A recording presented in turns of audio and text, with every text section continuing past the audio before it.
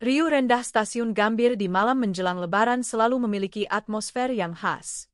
Ada aroma minyak telon dari bayi-bayi yang digendong ibunya, wangi parfum sasetan yang bercampur keringat, hingga aroma pekat kopi hitam dari gelas kertas yang digenggam para pria yang terkantuk-kantuk menanti panggilan papan pengumuman.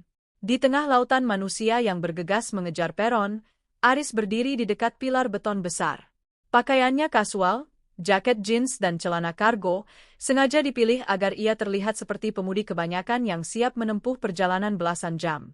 Namun, ekspresi wajah Aris sama sekali tidak mencerminkan kerinduan akan kampung halaman.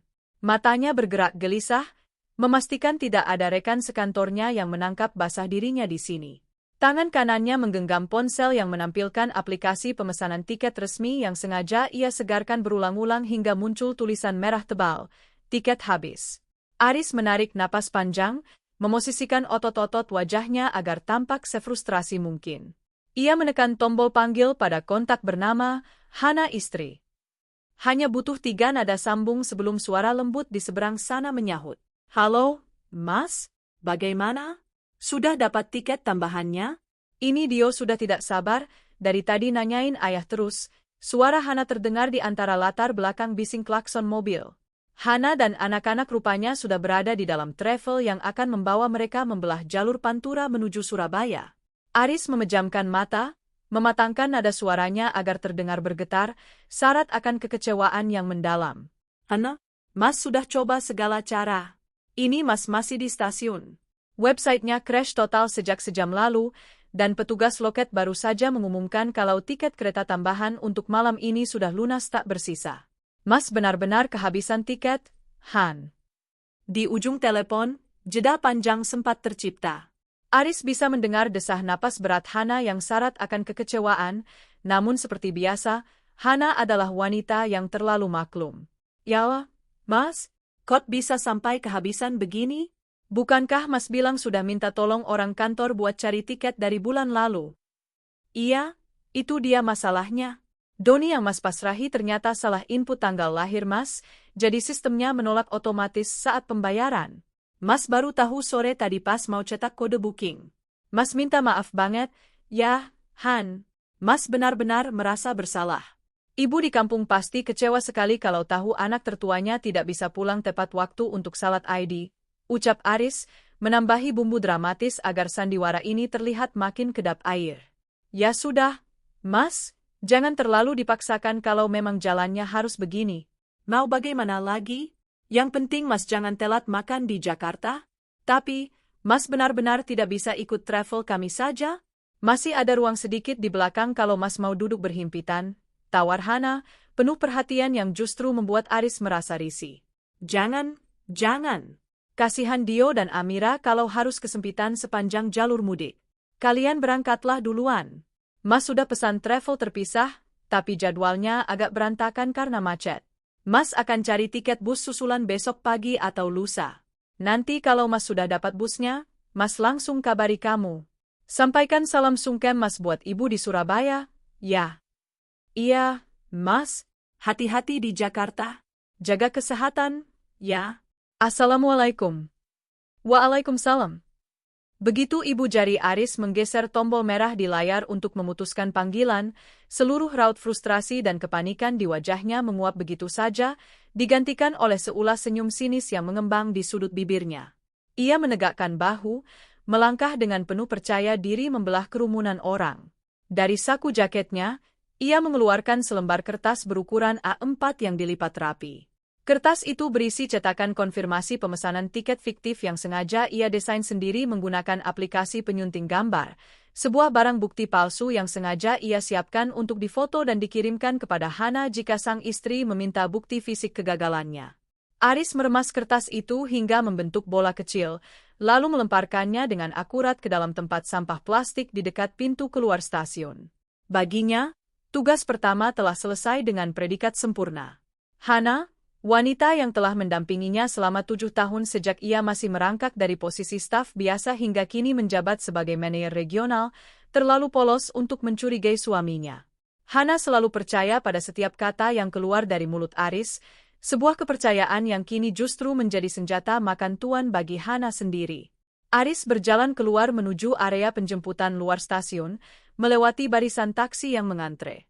Ia mengabaikan para pengemudi yang menawarkan jasa, lalu melangkah ke area parkir VIP yang lebih lengang. Di sana, di bawah naungan lampu merkuri yang agak temaram, sebuah mobil sedan mewah berwarna hitam metalik terparkir dengan mesin yang menyala halus. Lampu depannya berkedip 2 kali begitu mendeteksi kedatangan Aris. Aris membuka pintu kemudi, masuk ke dalam kabin yang sejuk dan beraroma terapi lavender yang menenangkan, sangat kontras dengan udara stasiun yang pengap. Di kursi penumpang, tidak ada barang bawaan mudik seperti kardus oleh-oleh, stopless kue, atau baju-baju muslim yang penuh sesak. Hanya ada sebuah tas kulit premium berukuran sedang yang berisi pakaian liburan musim panas.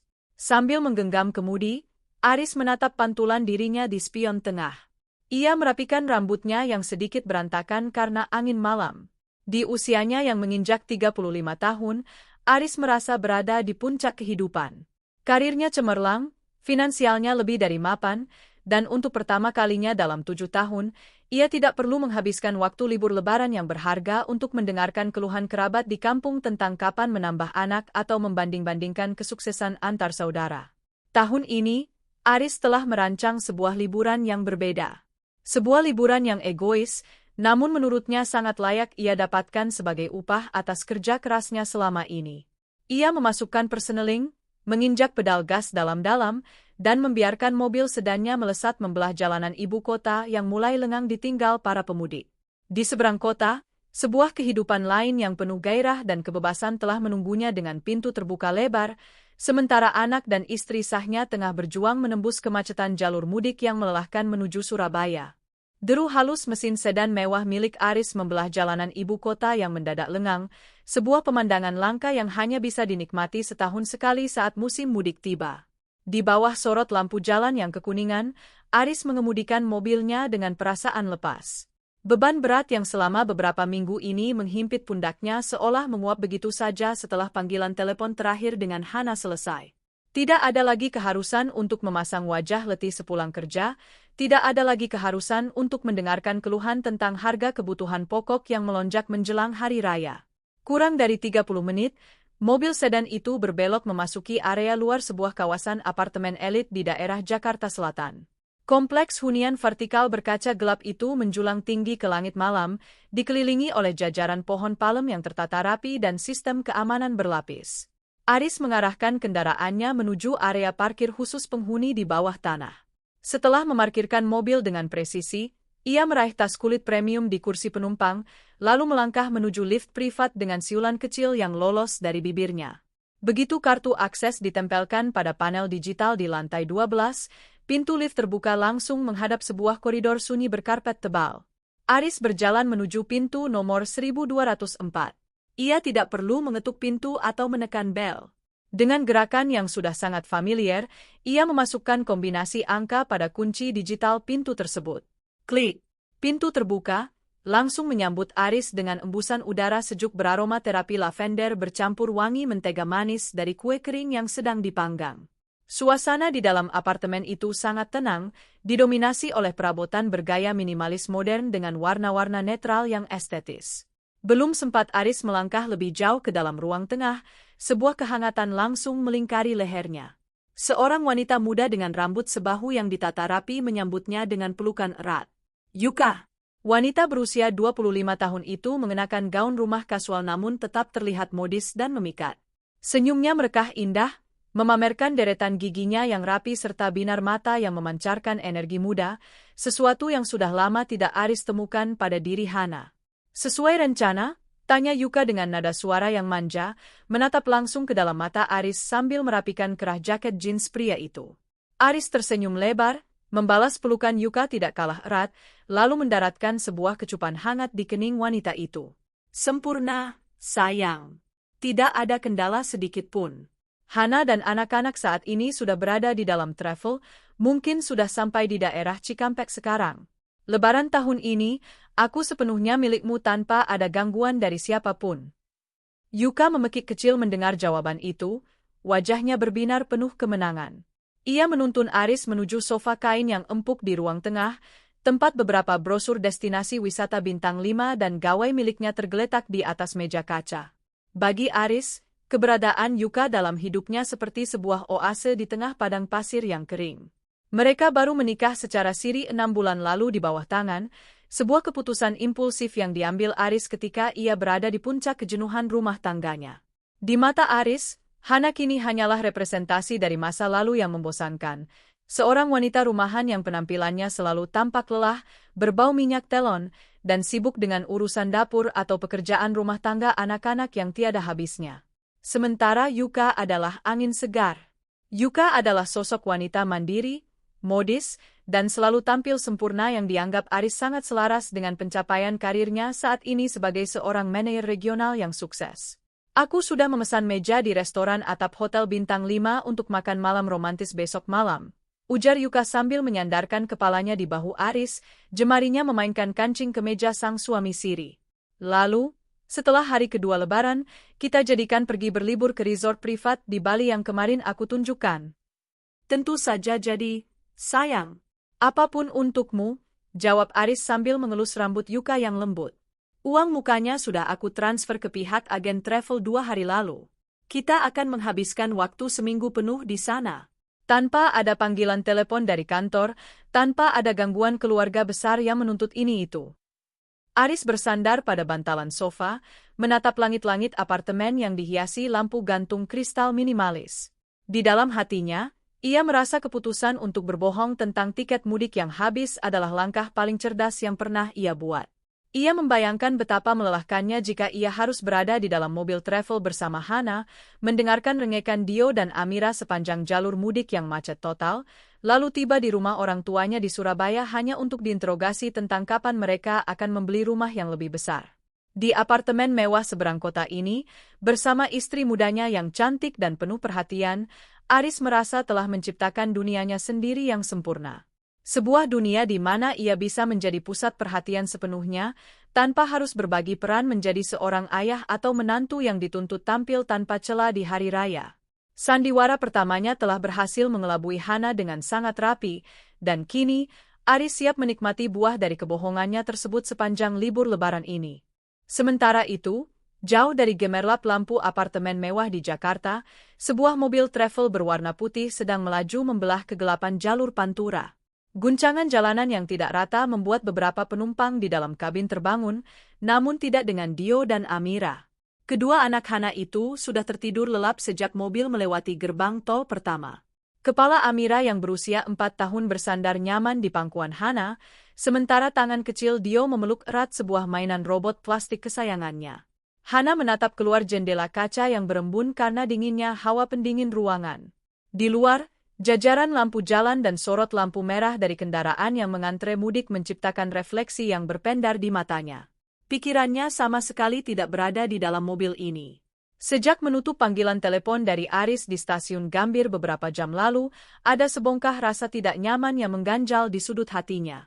Hana menggeser layar ponselnya, membuka kembali riwayat percakapan WhatsApp dengan suaminya.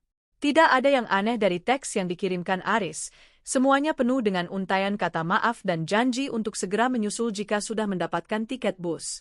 Namun, sebagai wanita yang telah mendampingi Aris selama 7 tahun, Hana memiliki intuisi yang tajam. Ada sesuatu yang terasa ganjil, sebuah ritme yang salah dari seluruh skenario ini. Aris adalah seorang pria yang sangat terstruktur, bahkan cenderung perfeksionis jika menyangkut jadwal. Di kantornya, Aris dikenal sebagai manajer yang tidak pernah menoleransi kecerobohan sekecil apapun. Bagaimana mungkin seorang pria yang selalu menyiapkan presentasi kerja berminggu-minggu sebelumnya bisa bersikap begitu teledor dalam urusan mudik Lebaran? Mudik adalah agenda tahunan yang sudah mereka bahas sejak 2 bulan lalu. Alasan bahwa seorang staf bernama Doni salah memasukkan data tanggal lahir terasa terlalu klise dan dipaksakan untuk ukuran Aris yang biasanya akan memeriksa ulang segala sesuatu secara mandiri. Ibu? Sebuah bisikan lirih memecah lamunan Hana. Hana menunduk, mendapati Dio sedang mengucek matanya yang masih setengah terpejam. Jagoan ibu terbangun. Kenapa, sayang? Mau buang air kecil? Dio menggeleng pelan, lalu memosisikan duduknya agar lebih tegak. Ibu, kenapa ayah benar-benar tidak bisa ikut kita sekarang? Padahal Dio sudah bawa robot yang mau Dio tunjukkan ke kakek bersama ayah. Hana tersenyum lembut, meski hatinya terasa nyeri. Ia mengusap rambut anak sulungnya itu dengan penuh kasih sayang. Ayah sedang berusaha mencari tiket lain, sayang. Tiket yang kemarin habis karena sistem komputer di stasiun sedang rusak. Ayah pasti menyusul kita ke rumah nenek, kok. Dio berdoa saja ya, supaya ayah cepat dapat bus. Iya, Bu. Semoga ayah tidak sendirian dan kesepian di Jakarta, gumam Dio polos sebelum akhirnya kembali memejamkan mata, menjemput tidurnya yang terputus. Kata-kata, sendirian dan kesepian, yang diucapkan Dio justru memicu ingatan lain di kepala Hana. Ingatan Hana berputar mundur ke kejadian 3 hari yang lalu, saat ia sedang membereskan pakaian kotor Aris untuk dimasukkan ke dalam mesin cuci. Ketika memeriksa saku jas kerja yang baru dipakai Aris menghadiri rapat eksternal, jemari Hana menyentuh selembar kertas kecil yang terlipat di saku dalam. Itu adalah selembar struk fisik dari sebuah butik perhiasan mewah di salah satu mal papan atas di Jakarta Pusat. Angka yang tertera di sana tidak main-main, belasan juta rupiah untuk pembelian sebuah gelang emas putih dengan mata berlian mini. Saat itu, jantung Hana sempat berdesir aneh. Namun, malam harinya, ketika Hana menunjukkan struk tersebut dengan nada bercanda, Aris menjawabnya dengan sangat tenang tanpa ada kepanikan di wajahnya. Oh, itu kertas titipan Pak Baskoro, Direktur Utama, Han. Beliau bingung mau membelikan hadiah lebaran apa untuk istrinya, jadi meminta Mas menemaninya memilih ke butik itu setelah rapat selesai. Kartu kredit yang dipakai juga kartu perusahaan, tutur Aris kala itu sambil mengecup kening Hana, membuat kecurigaan yang sempat muncul langsung padam seketika. Kini, di dalam mobil travel yang bergerak merayap di tengah kemacetan, benang-benang kecurigaan yang sempat terputus itu mulai terajut kembali di kepala Hana. Ia mulai menghubungkan satu persatu titik kejanggalan. Aris yang belakangan ini sering pulang terlambat dengan alasan mengejar target akhir tahun, Aris yang mengganti kata sandi ponselnya dengan alasan privasi data perusahaan, struk perhiasan mewah, dan sekarang, kegagalan mendapatkan tiket mudik yang sangat tidak masuk akal. Hana menarik napas dalam-dalam, mencoba mengusir pikiran-pikiran buruk yang mulai menggerogoti ketenangannya. Ia tidak ingin menuduh tanpa bukti yang valid.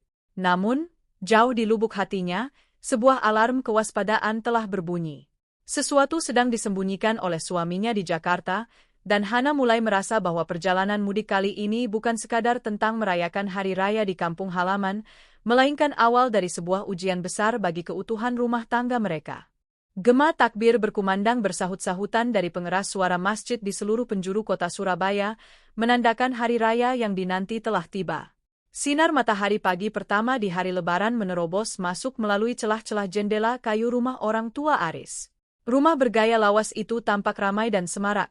Aroma opor ayam, rendang daging, dan sambal goreng ati menguar pekat dari arah dapur, bercampur dengan tawarnya para sepupu dan keponakan yang saling memamerkan baju baru mereka. Di tengah keriuhan itu, Hana duduk di tepi tempat tidur kamar tamu. Ia telah rapi mengenakan gamis seragam berwarna krem yang semula ia siapkan untuk dipakai serasi bersama Aris. Di pangkuannya, ponsel genggamnya mendadak bergetar hebat. Sebuah panggilan video masuk dari nomor suaminya. Hana menarik napas panjang, menata ekspresi wajahnya agar tampak natural sebelum menggeser tombol hijau ke atas.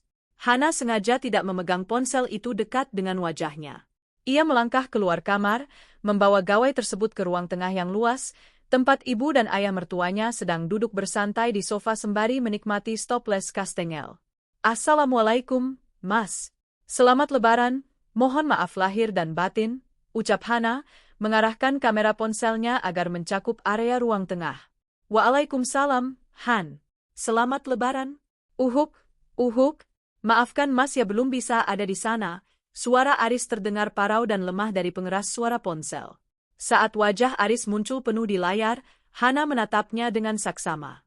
Wajah suaminya tampak kuyu, matanya sayu, dan kulitnya terlihat pucat, sebuah efek visual yang sangat meyakinkan, hasil dari bedak tabur tipis yang sengaja Aris pulaskan di wajahnya sebelum menekan tombol panggil. Ya kamu kenapa? Kok wajahmu pucat sekali begitu? Ibu Aris langsung merebut ponsel dari tangan Hana dengan raut wajah penuh kepanikan seorang ibu. Ibu? Mohon maaf lahir batin, Bu. Aris belum bisa sungkem langsung, jawab Aris di layar, memosisikan tubuhnya bersandar lesu di tumpukan bantal. Tenggorokan Aris sakit sekali sejak semalam, Bu. Sepertinya Aris kelelahan setelah seharian kemarin berburu tiket bus cadangan keliling terminal di Jakarta bawah terik matahari.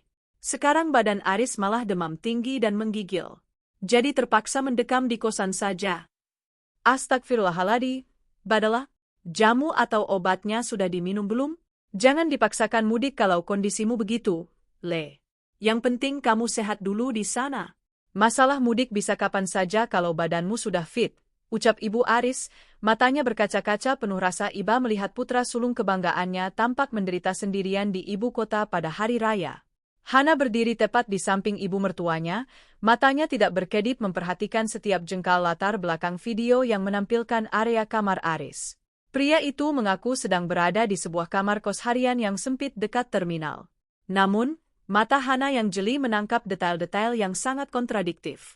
Dinding di belakang Aris dicat dengan warna abu-abu arang yang estetis dengan tekstur matte yang mahal, diterangi oleh pencahayaan hangat dari lampu downlight tersembunyi, tipikal interior apartemen modern kelas atas. Di sudut atas layar, Hana juga menangkap sedikit pantulan dari bingkai cermin besar dengan lis kuningan yang elegan. Kamar kos harian atau kontrakan darurat di dekat terminal bus Jakarta tidak akan pernah memiliki fasilitas interior sekelas hotel berbintang seperti itu. Hana mengenal betul selera tempat tinggal suaminya yang menyukai hal-hal praktis dan murah jika untuk urusan dinas luar kota sendirian. Iya, Bu. Ini Aris sudah minum obat warung, mau dibawa tidur saja dulu ya, Bu.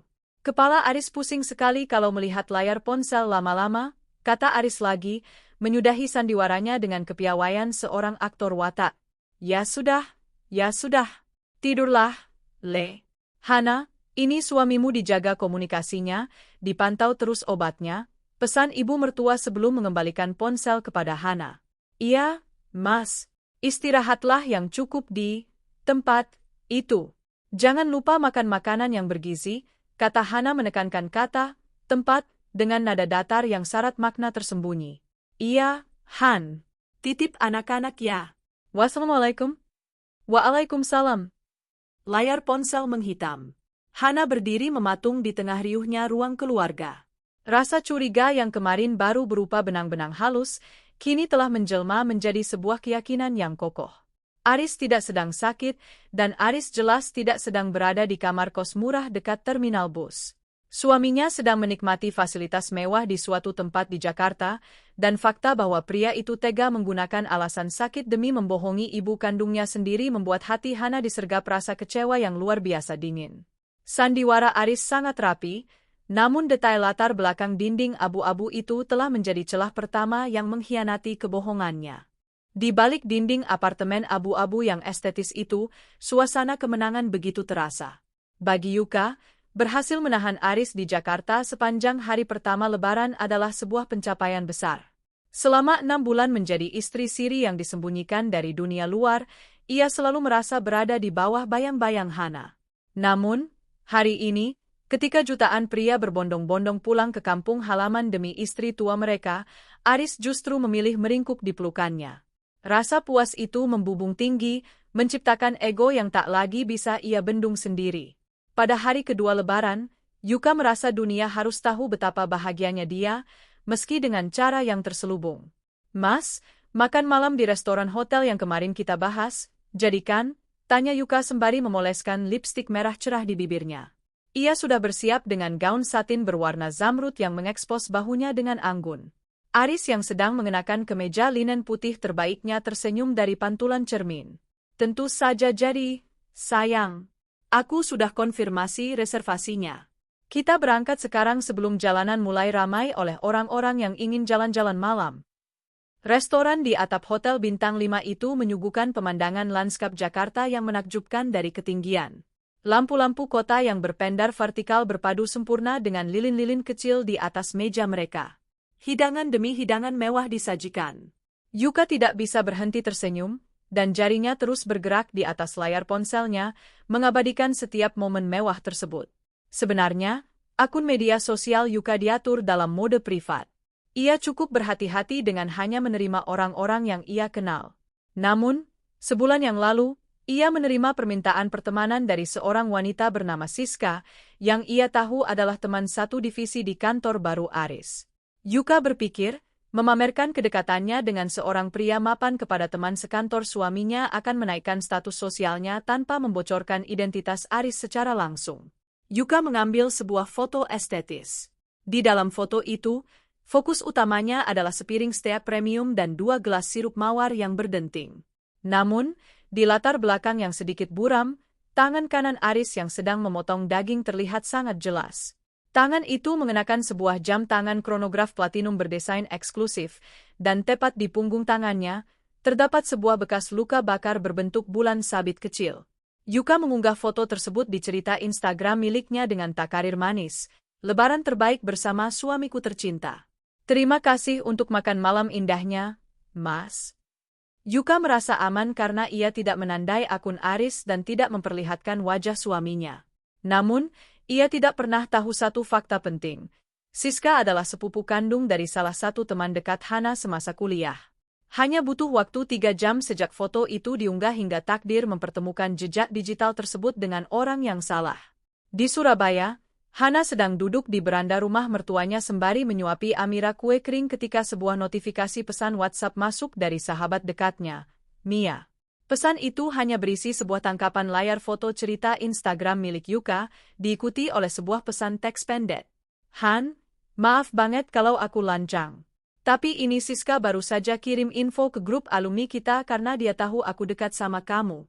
Siska berteman di IG sama selingkuhan atau istri simpanan manajer di kantornya. Coba kamu lihat jam tangan dan bekas luka di foto ini. Bukankah ini tangan Mas Aris?" Hana meletakkan stoples kue di tangannya dengan perlahan, seolah seluruh tenaganya mendadak lenyap. Jantungnya berdegup begitu kencang hingga telinganya berdenging. Ia memperbesar gambar tangkapan layar tersebut, memfokuskan matanya pada punggung tangan pria di foto itu. Dunia Hana serasa runtuh dalam 1 detik. Jam tangan kronograf platinum itu adalah benda yang sangat ia kenali. Hana membelinya dengan mencicil selama 1 tahun menggunakan uang hasil usahanya berjualan jilbab online sebagai hadiah ulang tahun pernikahan mereka yang kelima. Dan bekas luka bakar di punggung tangan itu adalah luka saat Aris panik membantu Hana memindahkan wajan berisi minyak panas ketika dapur kontrakan pertama mereka hampir terbakar dulu.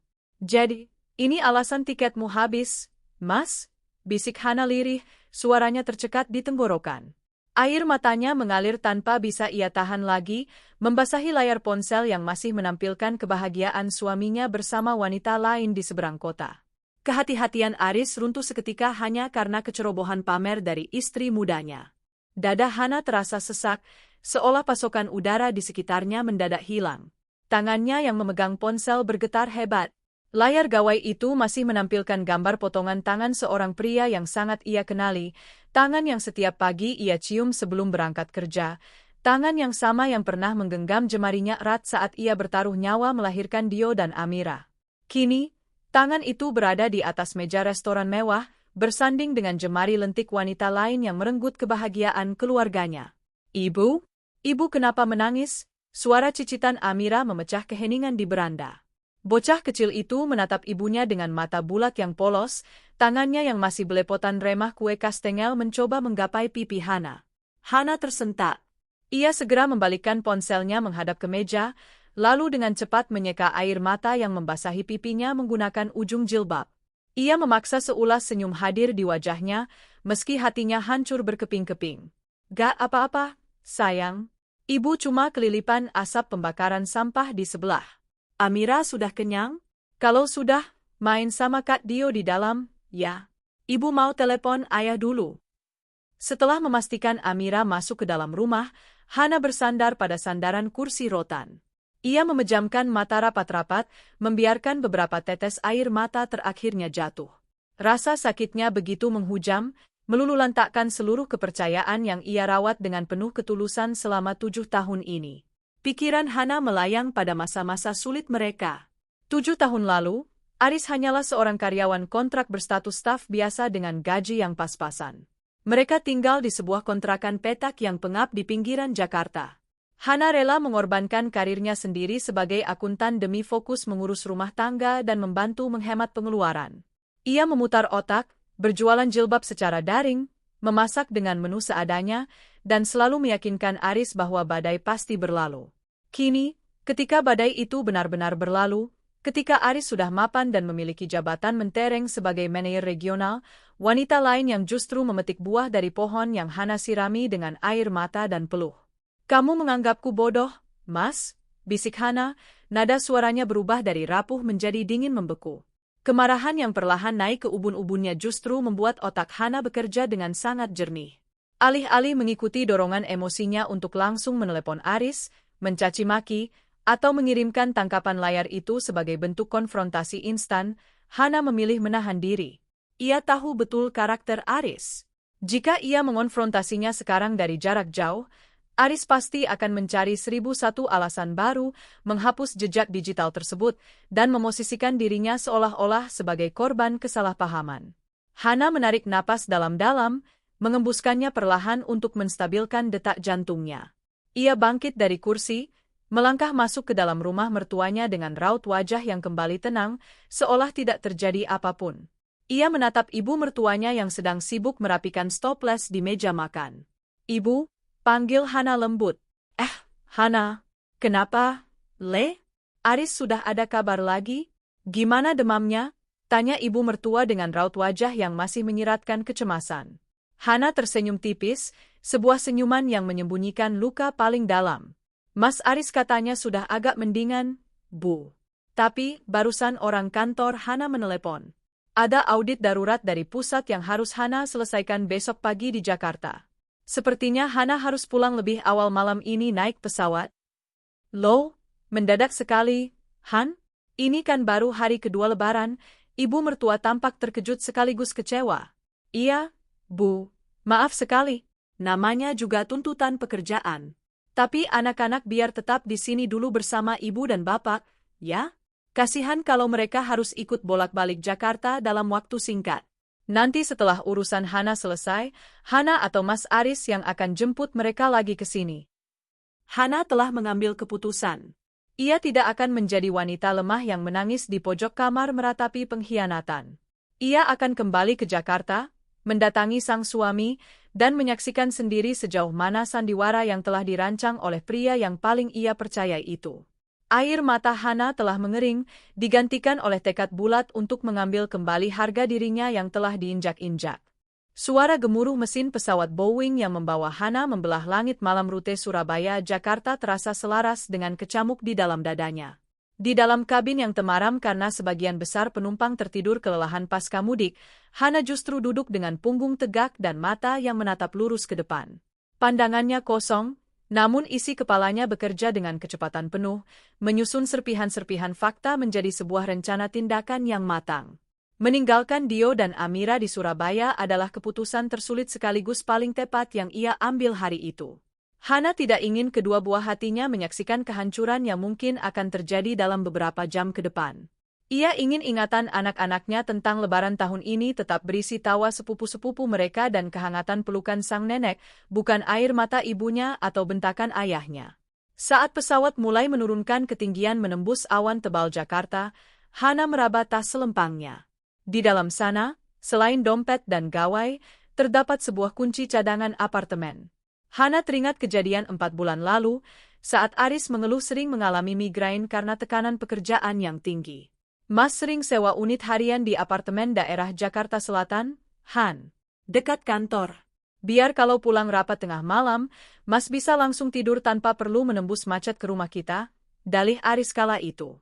Aris bahkan memberikan satu kartu akses cadangan kepada Hana, sebuah langkah yang kini disadari Hana sebagai bagian dari taktik Aris agar terlihat transparan dan tidak dicurigai. Aris berpikir Hana, dengan segala kesibukannya mengurus 2 anak yang masih kecil di rumah mereka di kawasan pinggiran, tidak akan pernah memiliki waktu atau keberanian untuk mendatangi tempat itu tanpa izinnya. Aris salah besar.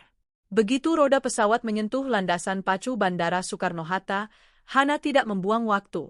Ia berjalan cepat keluar dari terminal kedatangan tanpa membawa bagasi besar, hanya sebuah tas ransel praktis. Ia langsung memesan taksi daring dengan tujuan yang sangat spesifik, kawasan apartemen Grande Residence, Jakarta Selatan. Sepanjang perjalanan di dalam taksi, Hana hanya diam. Sopir taksi sempat mencoba mencairkan suasana dengan bertanya tentang pengalaman mudiknya, namun Hana hanya menjawab dengan anggukan dan senyum formal yang dingin. Kemarahan yang membakar dadanya beberapa jam lalu kini telah mengalami metamorfosis sempurna menjadi sebongkah es yang membekukan seluruh emosinya. Ia tidak merasa sedih lagi. Rasa sedih itu telah tewas bersama dengan runtuhnya rasa hormat yang ia miliki untuk Aris. Taksi berhenti tepat di depan lobi utama gedung apartemen mewah tersebut sekitar pukul 11 malam. Hana turun, mendongak menatap gedung tinggi menjulang yang menyajikan kemewahan arsitektur modern. Orang-orang berpakaian modis tampak berlalu lalang di lobi, kontras dengan Hana yang hanya mengenakan tunik kasual dan jilbab instan yang bersahaja.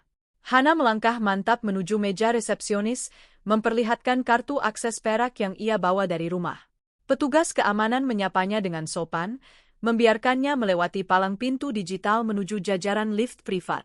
Di dalam lift yang bergerak cepat naik ke lantai 12, Hana berkaca pada dinding lift yang terbuat dari baja anti karat yang mengilat. Ia merapikan jilbabnya, memastikan tidak ada sisa air mata atau gurat kelemahan di wajahnya. Ia harus terlihat kuat.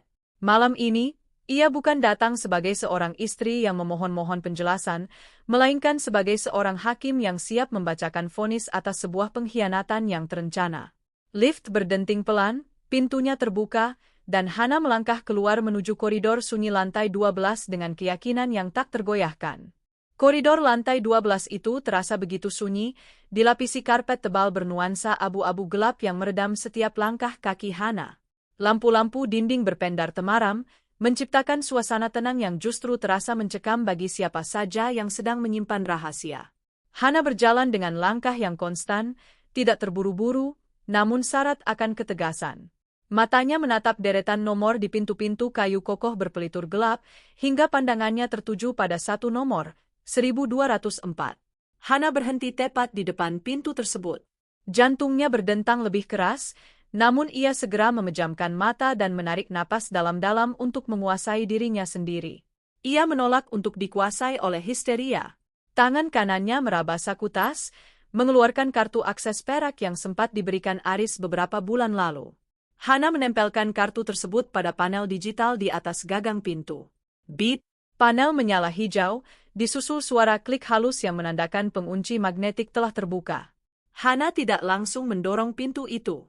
Ia menurunkan tuas gagang pintu dengan sangat perlahan, mendorongnya sedikit demi sedikit agar tidak menimbulkan suara desiran yang mengejutkan penghuni di dalam. Begitu pintu terbuka selebar celah tubuh, Hana melangkah masuk ke dalam area foyer kecil. Aroma terapi lavender bercampur mentega manis yang sempat ia bayangkan kini tercium nyata, mengonfirmasi segala spekulasi pahit yang berkecamuk di kepalanya. Di rak sepatu dekat pintu masuk, sepasang sepatu pantofel kulit mahal milik Aris teronggok santai di samping jajaran sepatu hak tinggi wanita dengan warna-warna mencolok. Hana melangkah lebih dalam menuju ruang tengah yang berkonsep terbuka. Di sana, lampu gantung kristal minimalis menyala redup, menyinari area sofa kain yang empuk. Suara tawa renyah seorang wanita terdengar dari arah meja makan, disusul oleh suara bariton Aris yang terdengar begitu lepas. Sebuah suara tawa yang sudah berbulan-bulan tidak pernah Hana dengar di rumah mereka sendiri. Mas, besok jadikan kita ke butik yang di Senayan? Aku mau cari tas baru untuk dipakai ke Bali nanti. Suara Yuka terdengar manja, disusul suara denting sendok yang beradu dengan piring porselen. Tentu saja jadi, sayang. Apa sih yang tidak untuk istriku yang cantik ini? Jawab Aris, nada suaranya terdengar begitu ringan, tanpa ada sisa-sisa batuk parau atau keluhan demam seperti yang ia pamerkan pada ibunya kemarin pagi. Hana melangkah keluar dari bayang-bayang koridor foyer, berdiri tegak tepat di batas antara ruang tengah dan area meja makan. Suasana lebaran yang sangat hangat, ya, Mas, kata Hana, memecah keheningan dengan nada suara yang teramat tenang namun sanggup membekukan atmosfer ruangan seketika. Suara denting sendok terhenti mendadak. Aris yang saat itu hanya mengenakan kaos oblong putih santai dan celana pendek langsung menoleh ke arah sumber suara. Dalam satu detik yang krusial, Hana menyaksikan bagaimana warna kulit wajah suaminya berubah drastis, dari segar kemerahan menjadi seputih kapas. Matanya membelalak sempurna, dipenuhi rasa tidak percaya yang amat sangat. Di samping Aris, Yuka yang sedang menyuap sepotong kue kering langsung tersedak. Ia menatap Hana dengan pandangan syok, Tangannya yang melingkar di lengan Aris refleks terlepas seketika. Hah? Hana? Aris terbata, suaranya tercekat di tenggorokan seolah-olah seluruh pasokan oksigen di dalam apartemen itu baru saja disedot habis. Ia berdiri dengan gerakan kikuk, lututnya bahkan sempat membentur pinggiran meja makan hingga membuat gelas air di atasnya bergoyang. Kamu, kenapa kamu bisa ada di sini? Bukankah kamu di Surabaya? Hana menatap suaminya, lalu beralih menatap wanita muda di samping Aris yang kini tampak gemetar ketakutan. Tidak ada teriakan dari mulut Hana, tidak ada jambakan rambut, tidak ada pula piring yang melayang. Hana hanya berdiri di sana dengan dagu terangkat, memandang kedua orang di depannya dengan pandangan yang begitu dingin dan meremehkan, seolah-olah mereka hanyalah seonggok sampah yang tidak sengaja ia temukan di tengah jalan. Atmosfer di dalam ruangan berukuran luas itu mendadak terasa mencekam. Suara gema takbir yang sayup-sayup masih terdengar dari kejauhan luar jendela kaca apartemen seolah kontras dengan keheningan yang membekukan di dalam unit 1204. Aris berdiri mematung dengan posisi tubuh yang kaku, sementara Yuka bergeser mundur, mencoba menyembunyikan sebagian tubuhnya di balik punggung besar Aris. Pria itu menelan ludah berkali-kali, mencari celah dalam otaknya untuk menyusun untaian kata bantahan. Hana, ini tidak seperti yang kamu bayangkan, Han. Mas bisa jelaskan semuanya? Kalimat klise itu akhirnya meluncur dari bibir Aris yang bergetar.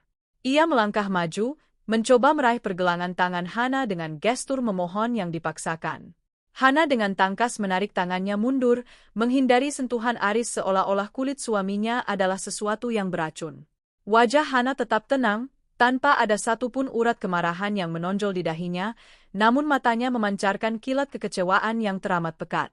Jangan sentuh aku dengan tangan yang kamu pakai untuk menyuapi wanita lain, Mas, kata Hana. Nada suaranya datar, namun artikulasinya begitu jelas dan tajam, menusuk langsung ke pusat rasa bersalah Aris.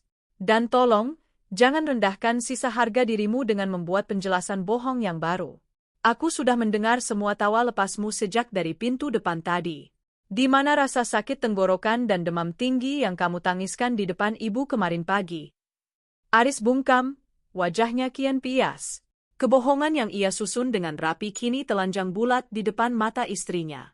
Hana menatap Yuka, memperhatikan wanita muda itu dari ujung kepala hingga ujung kaki. Yuka yang di media sosial tampak begitu berani dan penuh kemenangan, kini tak lebih dari seorang gadis ketakutan yang menyembunyikan wajahnya. Kamu Yuka, kan? Terima kasih atas unggahan foto makan malam romantisnya di Instagram. Jika bukan karena jam tangan platinum yang kubeli dengan keringatku sendiri dan bekas luka minyak panas di tangan suamiku itu, aku mungkin masih menjadi istri bodoh yang mendoakan kesembuhan suaminya di Surabaya. Hana menarik napas dalam-dalam, lalu menurunkan tas ransel kecil dari pundaknya.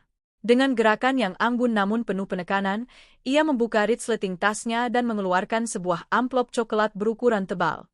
Amplop itu dilemparkannya ke atas meja makan, mendarat tepat di samping stoples kue kering yang terbuka. Apa-apa ini, Han? Tanya Aris dengan suara yang makin mencicit. Itu adalah seluruh rekam jejak digital kesuksesanmu di Jakarta, Mas, ujar Hana sembari menatap amplop tersebut. Isinya adalah mutasi rekening koran bank milikmu selama 6 bulan terakhir yang sengaja aku minta dari bantuan kerabatku yang bekerja di bank pusat. Di sana tercatat jelas aliran dana ratusan juta rupiah untuk membayar sewa apartemen ini, pembelian perhiasan mewah di butik yang kamu dalihkan sebagai titipan direktur utama, hingga biaya liburan privat kalian ke Bali yang akan datang. Aris terbelalak. Ia tidak pernah menyangka bahwa Hana, istri rumahannya yang selama ini dianggap hanya tahu urusan dapur dan popok anak, bisa bertindak sejauh dan secermat ini dalam mengumpulkan bukti sekecil apapun. Aku menemanimu dari titik nol, Mas. Dari saat kita harus berbagi satu porsi mie instan di kontrakan petak yang bocor, suara Hana mulai bergetar, bukan karena ingin menangis, melainkan karena menahan guncangan emosi yang luar biasa. Aku tidak pernah menuntut kemewahan saat kamu susah. Tapi begitu kamu berada di atas, kamu justru menggunakan uang hasil kerja keras kita untuk membiayai wanita lain dan membohongi keluarga besarmu sendiri demi liburan egois ini. Hana kemudian menyatukan kedua tangannya di depan dada. Dengan gerakan perlahan, ia menarik cincin kawin emas polos yang melingkar di jari manis tangan kirinya selama 7 tahun ini. Ia meletakkan cincin itu di atas amplop coklat tersebut. Selamat Hari Raya Idul Fitri, Mas Aris. Ini adalah hadiah lebaran paling nyata yang bisa kuberikan kepadamu. Anggap saja ini sebagai simbol pembebasanmu, ucap Hana, menatap langsung ke dalam manik mata Aris untuk terakhir kalinya. Surat gugatan cerai resmi dan tuntutan hak asuh penuh atas Dio dan Amira akan diantarkan oleh pengacaraku ke kantor pusatmu tepat di hari pertama masuk kerja setelah libur lebaran usai. Nikmati sisa liburan mewahmu di sini. Setelah mengucapkan kalimat tersebut, Hana membalikkan badannya dengan anggun. Ia melangkah tegap meninggalkan ruang tengah, tanpa menoleh lagi ke belakang. Langkah kakinya terdengar mantap di atas lantai, membawa pergi seluruh ketulusan yang pernah ia miliki untuk pria bernama Aris. Suara debum pintu apartemen yang tertutup di ujung koridor menandakan akhir dari sebuah era.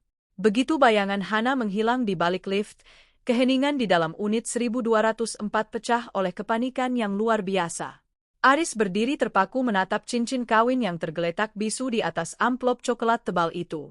Dunianya yang baru beberapa jam lalu terasa begitu sempurna, kini runtuh berkeping-keping tanpa menyisakan satu pun pilar pertahanan. Mas Aris, bagaimana ini?